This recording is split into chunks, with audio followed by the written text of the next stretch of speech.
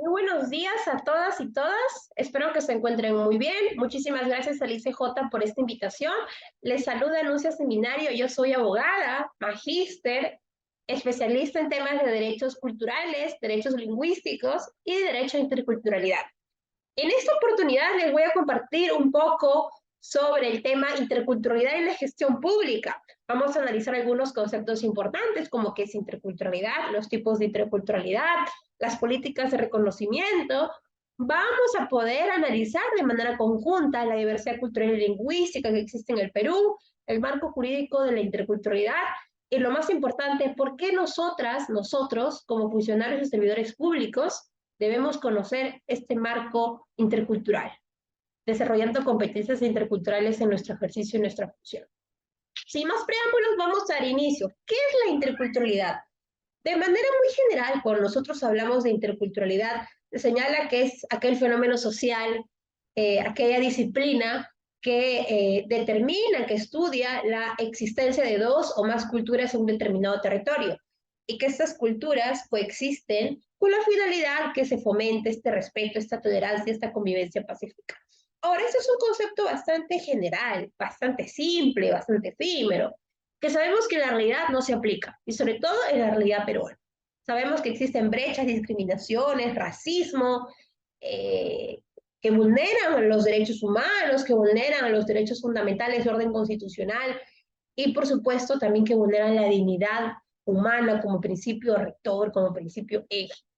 Entonces, este fenómeno social, la interculturalidad, es un fenómeno que en realidad no aplicaría en el Perú como tal.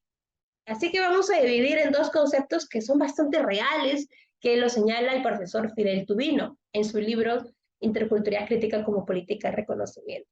Él señala que existen diversos tipos de interculturalidad, entre ellas la interculturalidad positiva y negativa. La interculturalidad positiva se interrelaciona un poco a la interculturalidad, ¿no? Como ese fenómeno social que estudia esta convivencia pacífica de dos culturas en un determinado territorio para fomentar el respeto y la tolerancia.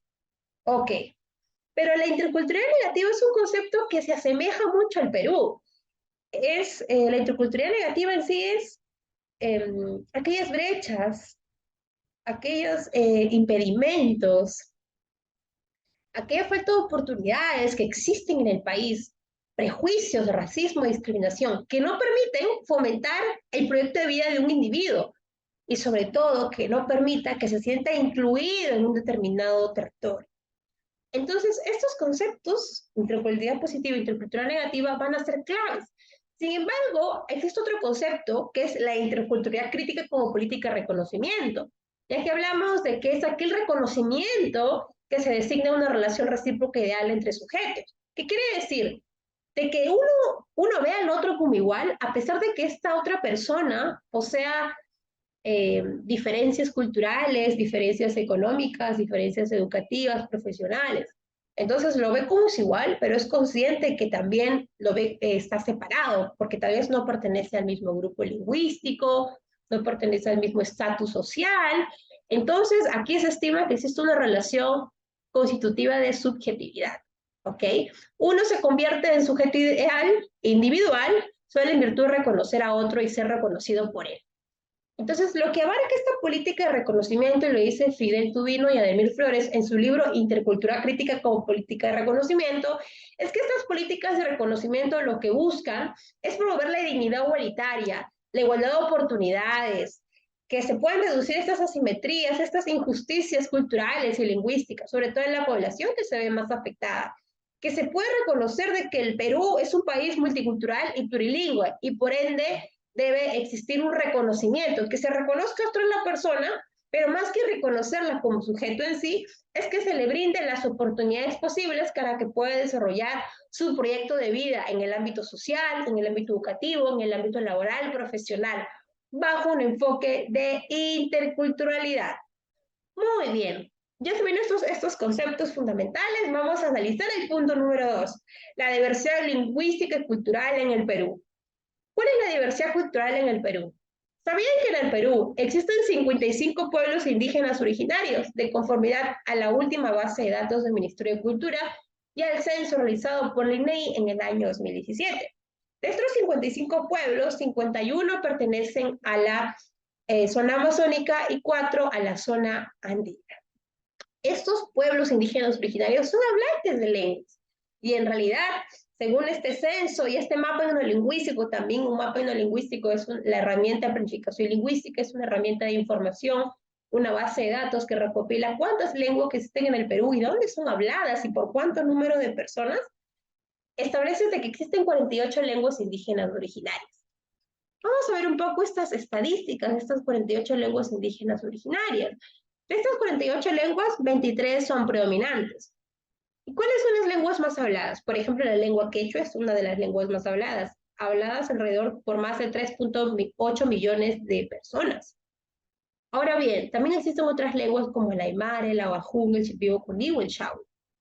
Algo importante que señalar es que en Lima, escuchen bien, en Lima existen alrededor de 1.346.399 personas que representan un 22.5% de la población. ¿Qué quiere decir? Que en Lima es el departamento con mayor población indígena, Lima, la capital, y seguido de Puno, ¿no? Puno tiene alrededor de 857.469 personas que representan un 14.3% de la población de conformidad a la última base de datos del INEI. Ahora bien, ¿cuáles son las lenguas menos habladas en la población que está a punto de desaparecer por no fomentar las lenguas, por no revitalizarlas? Bueno, tenemos el taushiro con un hablante, el resígaro con 3 hablantes, el molomagua con 3 hablantes, el muniche con 8 hablantes. Son lenguas que se encuentran en altamente estado crítico, las lenguas más amenazadas. Muy bien. Ahora vamos a analizar, ya habiendo señalado esto, el marco jurídico intercultural en el Perú.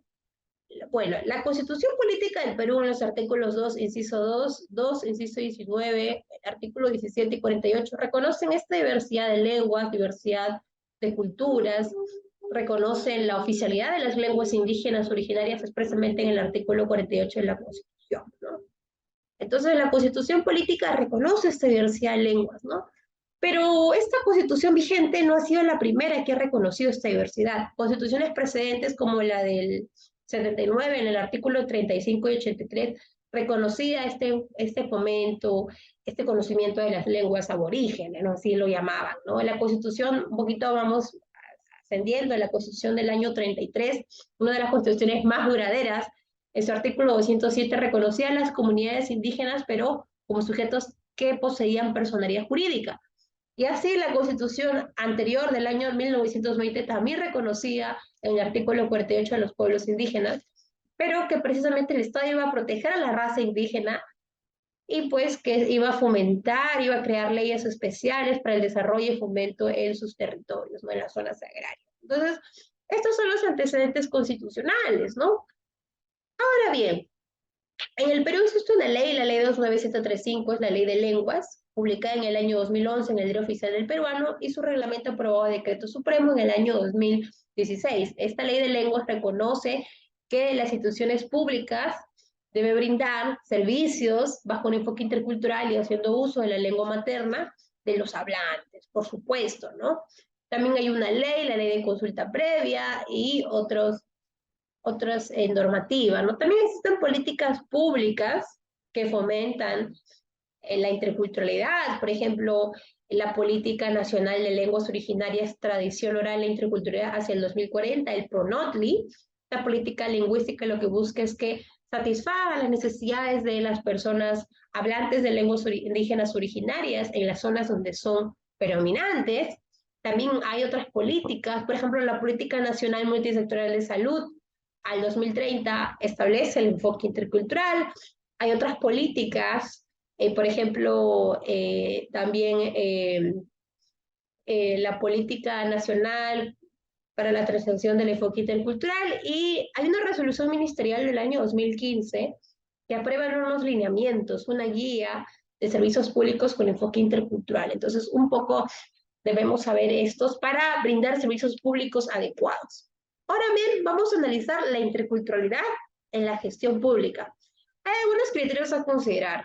Primero, nosotros tenemos que reconocer la diversidad de lenguas y culturas que existen en el Perú. Debemos respetar los derechos individuales y colectivos de los pueblos indígenas originarios y de todas las personas que se encuentran a nuestro alrededor. Debemos considerar el buen vivir en las prácticas culturales. Debemos también mejorar nuestra gestión en las instituciones públicas y las relaciones humanas.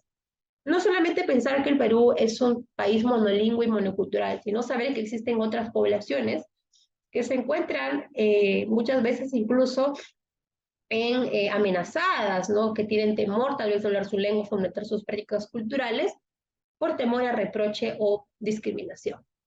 Pensar en el desarrollo local a partir de nuestras culturas, fomentar la tolerancia en la diversidad de lenguas, también fomentar la tolerancia en la diversidad de culturas, de expresiones, de ideas, y concientizarnos sobre las condiciones y situaciones de vulnerabilidad en el determinado territorio donde nos encontramos.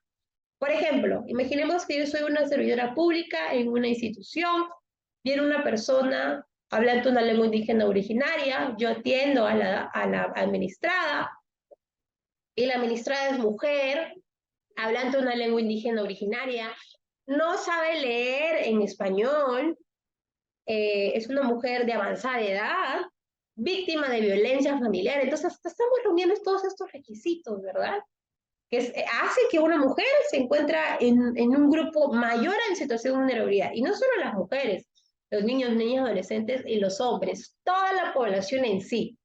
¿Ok? Pero ¿por qué más esta población en situación de vulnerabilidad? Porque los pueblos indígenas originarios, desde la llegada y la conquista de los españoles, han sufrido esta discriminación. Así que es importante que nosotros tratemos de conocer las condiciones y las situaciones en las que se encuentran inmersos.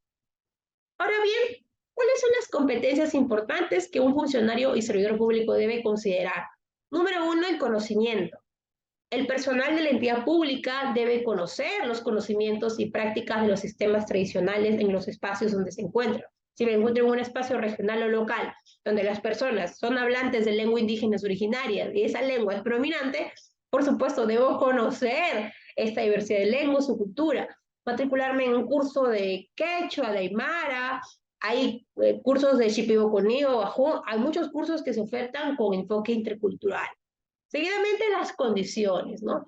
Las entidades públicas se van a convertir en estos espacios que deben favorecer el diálogo, la cooperación, deben promover la interculturalidad crítica, ¿no? Quienes van a ofertar esos servicios públicos, que las personas que van a llegar a acceder a esos servicios públicos, pues se haga bajo un ejercicio cultural, ¿no? Si yo tal vez conozco la lengua indígena, pues llamar a un personal que sepa, o en todo caso, hablar al ministro de Cultura para solicitar un intérprete o traductor que se encuentre registrado en el Registro Nacional de Traductores e Intérpretes, que de hecho se crea en el año 2012 y este registro se aprueba mediante decreto supremo. Y ven, seguidamente las habilidades, ¿no? El equipo técnico que trabaja en estas entidades públicas, sobre todo si se encuentran en espacios regionales y locales, deben conocer la negociación e interacción, ¿no? Con los usuarios, darles las mayores facilidades, manejar estrategias interculturales para lograr una adaptación exitosa. ¿Y cómo se realiza esto?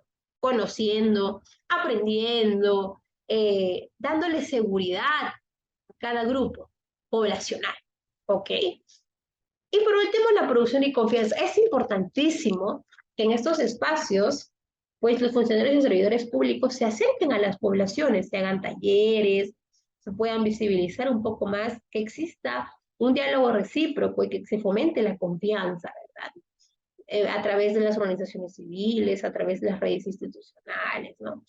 Entonces, es importante que se realice todas estas competencias para saber si yo realmente. Ahora bien, ¿cuáles son las herramientas y competencias interculturales, no? Existen cuatro competencias. Primero, nosotros tenemos que demostrar respeto hacia otras culturas y apertura a esta experiencia, ¿no? Mostrar interés, mostrar respeto, mostrar disposición para superar esos estereotipos y prejuicios que existen. Número dos, que nosotros identifiquemos las nociones prácticas, culturales, creencias, usos, hábitos, costumbres de estos espacios regionales y locales donde yo me encuentro prestando el servicio público, ¿no?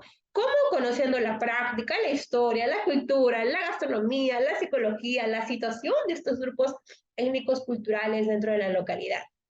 Número 3, ¿cuál es la otra competencia? Expresarme y comunicarme en la lengua indígena originaria. Si yo no conozco la lengua indígena originaria, al menos debo aprender las frases mínimas de la lengua predominante, ¿okay? Un nivel básico, un nivel intermedio, ¿no? Matricularme en cursos, en instituciones, también los estados brindan cursos con enfoque intercultural, un curso de lengua indígena originaria para servidores públicos, entonces es importante ello.